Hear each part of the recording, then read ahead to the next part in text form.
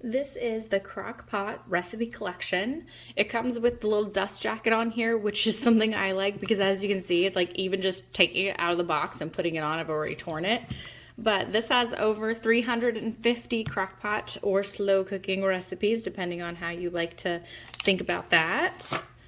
And so you can see they have beautiful pictures, absolutely gorgeous pictures. And then it's separated by the different categories, which is nice if you're looking for something specific.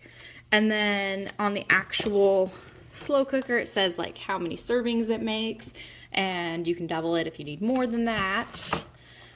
And I mean, I just think that there's some amazing ideas, and it's not just like soups and like soggy meats.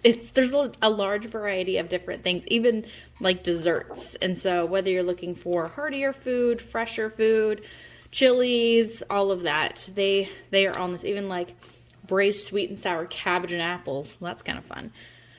So I really like it because you can always look online for recipes, but sometimes you just need inspiration and you're not sure what to look for.